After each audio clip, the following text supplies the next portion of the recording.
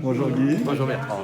Que se passe-t-il ici? Peux-tu te présenter et nous expliquer ce qui se passe ici et où on est? Voilà. Alors, on est à la bibliothèque ZEP 1080, qui est une bibliothèque des écoles en enseignement différencié de la commune de Molenbeek-Saint-Jean. J'accueille actuellement une magnifique exposition qui nous a été prêtée par la Maison d'Isieux. Et aujourd'hui, c'est une classe de l'école Augustin Marcoux qui est présente pour faire la visite de cette exposition. Ok. Peut-être tu peux ôter ton masque? Oui, sans problème. Un instant pour voilà, qu'on t'entende bien. Et donc, explique-nous un petit peu quel va être leur travail aujourd'hui, quelle est la découverte, à quel stade est-ce qu'ils en sont de leur travail? Alors, au niveau de leur visite, elle est un peu particulière puisque ce sera la première fois que ces enfants seront en totale autonomie. Donc, ils vont effectuer la visite de l'expo librement et ils devront répondre à un questionnaire que j'ai confectionné qui reprend toute une série de compétences tant au niveau du français, des mathématiques et les compétences historiques évidemment. Alors, ils vont essayer de trouver toutes sortes d'informations en regardant les documents, en les recoupant, les analysant.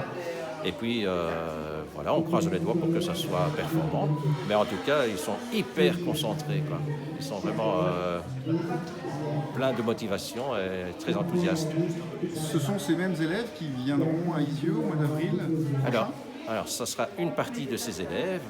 Et la classe qui a précédé celle-ci ce matin pourvoira aussi une autre partie des élèves qui viendront à Isieux. Donc, ils sont hyper motivés, évidemment, par le sujet. Ils sont vraiment très enthousiastes à l'idée de partir et de vivre une expérience extraordinaire. Pour revenir sur l'aspect pédagogique, je crois que tu as préparé en fait un fichier, un dossier pédagogique. Tu peux nous le présenter peut-être et nous expliquer un peu le contenu? Alors, voici le dossier pédagogique.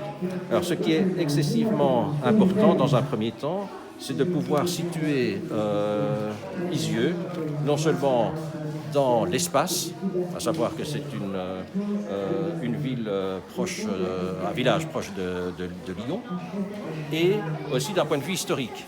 Donc ça, c'est les deux démarches que l'on a appris lors d'une visite que l'on a faite au musée d'histoire locale de Molenbeek-Saint-Jean. L'historien a pour devoir de situer dans le lieu et dans le temps. Donc là, c'est la première démarche à faire. Ensuite, on a la chronologie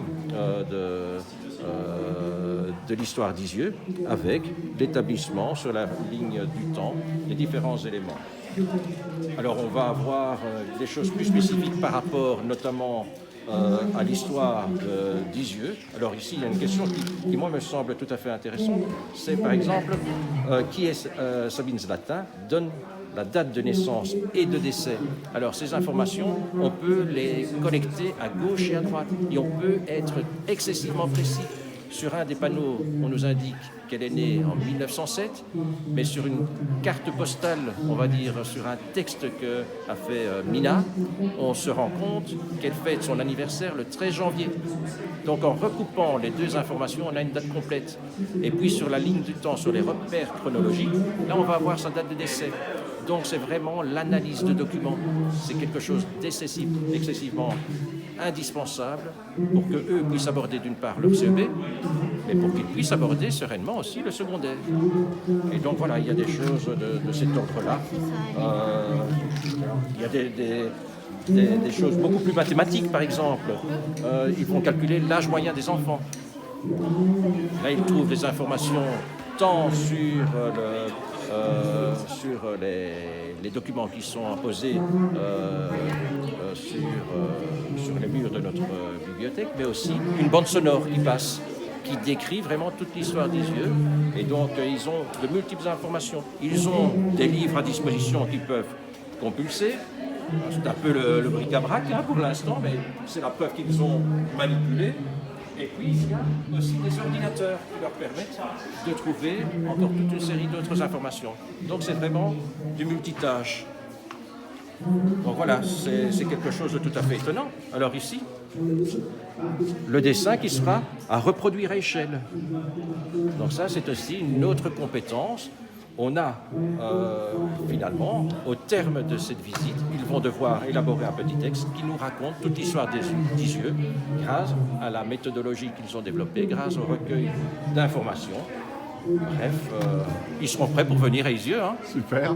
Et dernier aspect, c'est évidemment les questions de l'origine des enfants et comment est-ce que l'on arrive à traiter des questions d'inclusion, de racisme, de respect, de questions de lutte contre l'antisémitisme.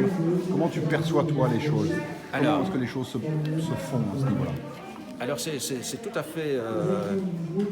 à fait étrange, finalement, de se poser ce genre de questions. Parce que ces enfants, à cet âge-là, sont encore relativement libres de préjugés. Et donc, ce ne sont pas des questions qui sont difficiles à aborder.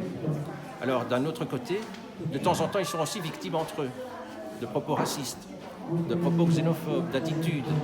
Donc, ce sont des enfants qui vivent aussi ça dans leur chair. Donc finalement, la projection est assez facile à faire. Et donc, nous, ça nous pose vraiment aucun problème, mais vraiment aucun problème de parler du peuple juif. On n'a vraiment eu aucune critique de la part des enfants. Il fut un temps, ce n'était peut-être pas vrai, je me souviens au début de ma carrière, passer devant une église catholique, ça pouvait poser problème. Eh bien, ce genre de choses est en train de complètement s'évanouir, s'estomper. On ne le perçoit plus au jour d'aujourd'hui.